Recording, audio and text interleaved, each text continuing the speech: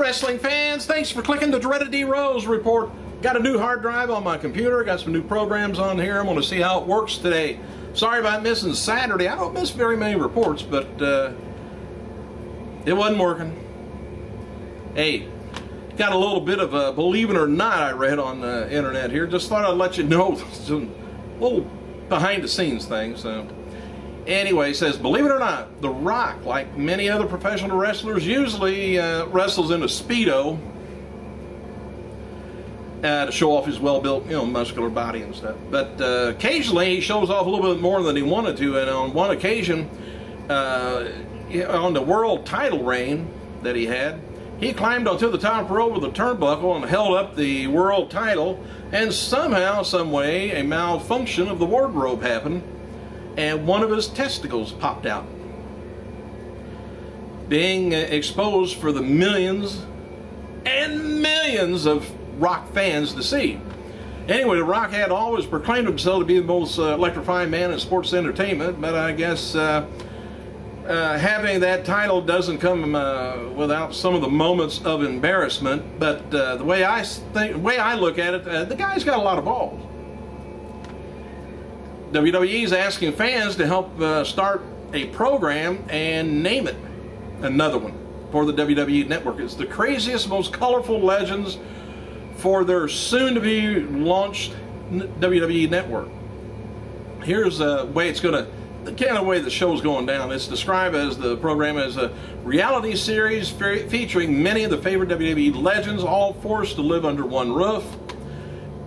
See what happens when the most colorful, combustive personalities in WWE history shacks up, breads up, and bruised egos under one roof. So here's some of the polls, the kind of suggestions that they got out there. I don't know whether you can put in your own suggestion, but it's called, should it be called WWE House of Fame, or Old Timers Acres, Retired and Rowdy Roommates, or Old Schoolyard, or The Legends House? You can vote. And according to the wellness program, WWE suspended Heath Miller and Heath Slater too.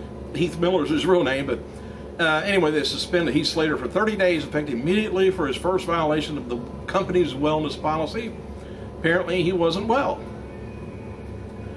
Sunday, at Bound for Glory, Bobby Roode failed in his attempt to get the TNA title for the World Heavyweight Championship when he really didn't get to pin Kurt Angle.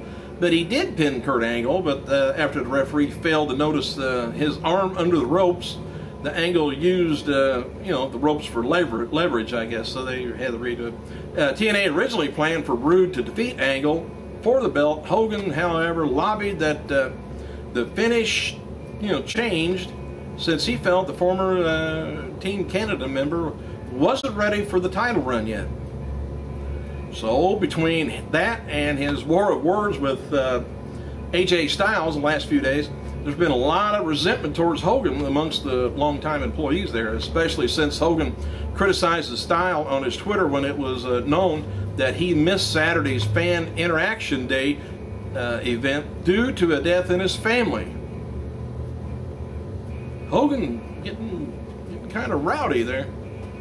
CM Punk stated during a media interview in Australia that he recently turned down a movie role for WWE Studios during a contract negotiation before he re-signed again. Punk was offered the role in a new horror movie, No One Lives. No one. And apparently Stephanie McMahon thought Punk would be the perfect playing the role for a 30-something scumbag with dirtbag good looks and soulless eyes. Punk added that he thought the idea was interesting, but when it came up to that time, they thought he was leaving. As noted, I don't know who got the role for sure. As noted before, WWE is looking for to get Punk into one of their movies as a part of the big branding and merchandising push that they're kicking off with Punk. Word is that officials are continuing looking for WWE studio scripts that would suit Punk, and would be hoping to get movie done maybe next year with him.